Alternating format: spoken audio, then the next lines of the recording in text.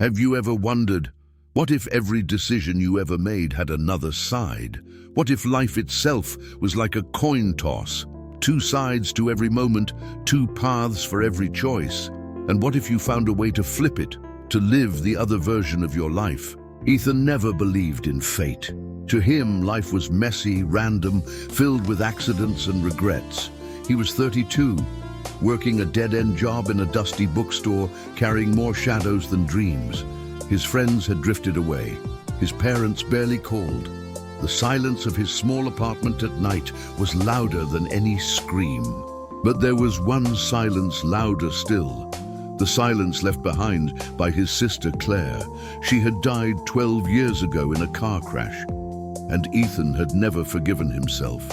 He was supposed to pick her up that night. He didn't.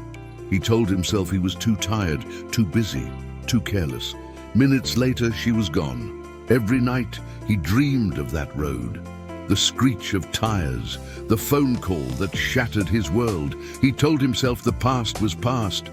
But deep down, he would have given anything for one more chance. The chance came on a rainy Thursday. He had stayed late at the bookstore, rearranging a shipment of old, forgotten items. In a box marked miscellaneous, buried beneath cracked globes and dusty tarot decks, he found it, a coin. It was heavy, colder than metal should be. One side bore the symbol of a rising sun, its rays sharp and almost alive. The other showed a shattered hourglass, grains of sand falling upward instead of down.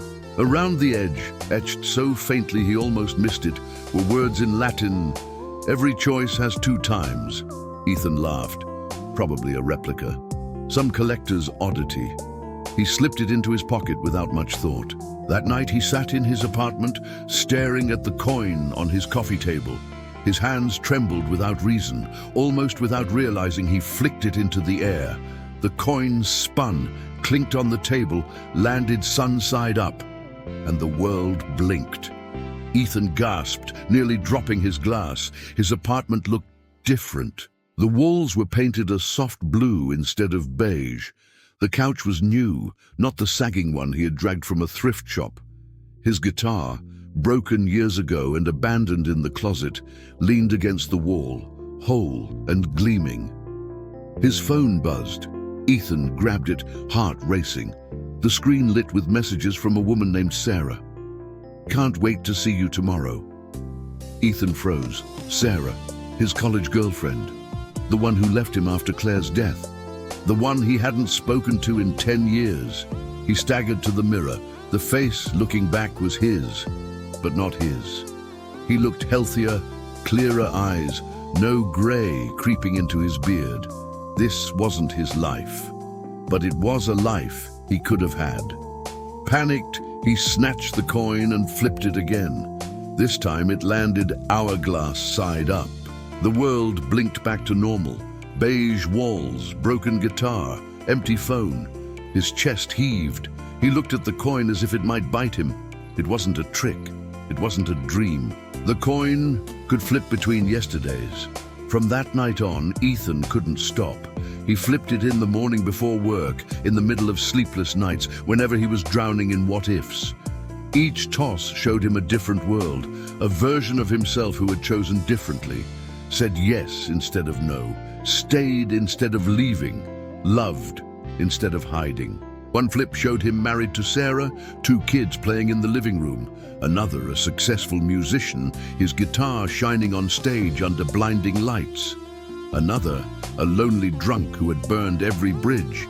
Every world was him. Every world was real. And yet the more he flipped, the blurrier the lines became. Sometimes he woke up not knowing which world he was in. Friends spoke to him like he had done things he hadn't. Strangers looked at him with recognition in their eyes. And sometimes the reflection in the mirror wasn't his at all, but another Ethan with a smile too sharp, too knowing. Then came the first warning. One morning, Ethan found a note taped to his bathroom mirror. The handwriting was his own. "Stop flipping the coin. Each side has its price. You've already paid too much." His blood ran cold. Was it from a future version of himself? Or from one of the countless others the coin had spawned? He tried to stop. For a week, he locked the coin in a drawer. He ignored its pull. He told himself he could live with his regrets until he dreamed of Claire. She was standing on that road again, headlights behind her, lips forming words he couldn't hear. He woke up sobbing, sweat drenching the sheets. His hands moved before his brain could stop them. He flipped the coin. Sun side up, the world blinked. He was standing on the sidewalk of Maple Road. The air smelled of gasoline.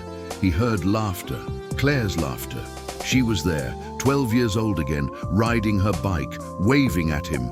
"Ethan!" she called, her voice clear as sunlight. Tears blinded him. He ran toward her, but as he did, the shadows lengthened. A figure stepped into the road, a man in a long coat, face hidden by darkness. Claire swerved, just like before. Time cracked. Ethan screamed. The coin burned in his palm, and the man turned to him. "You don't belong here," the figure said, voice low, almost pitying. Ethan's heart thundered. "Who are you?" The man tilted his head. "I'm the one who keeps the balance. Every choice you steal from time has a cost, and you're already in debt." The road trembled like glass about to shatter. Ethan clutched the coin and flipped it again, desperate. The world spun. He landed back in his apartment, but the walls pulsed with cracks of light, like reality itself was splitting open.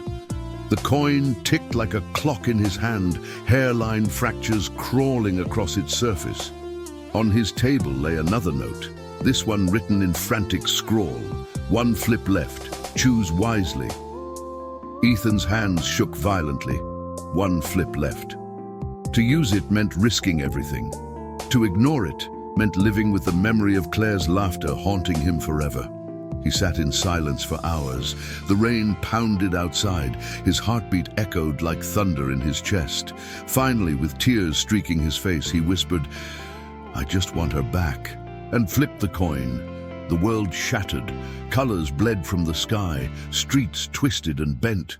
Ethan stood in the eye of a storm of time, fragments of every version of his life swirling around him. Claire as a child, Claire as a teenager, Claire as an old woman he had never seen, Sarah holding his hand, Sarah leaving him. His own face, dozens of versions, screaming, laughing, crying. The man in the coat appeared once more, voice booming through the chaos. "This is what you wanted, a life rewritten, but every second has a cost. Who will pay it, Ethan? Her or you?" Ethan clutched Claire's hand, pulling her close, sobbing, "Take me, not her." The man's smile was sharp as a blade, and then silence. When Ethan opened his eyes, he wasn't himself anymore. He was 12 years old, pedaling down Maple Road. The coin was gone, the world was bright, and behind him he heard a voice calling his name, Claire's voice. He turned and saw her, older, wiser, wearing his coat. In her hand, the broken coin. Time had not been saved. It had been rewritten. The loop was unbroken, only inverted. And as the seconds ticked forward, one truth became clear. Some choices are not choices at all. They are debts, and time always collects.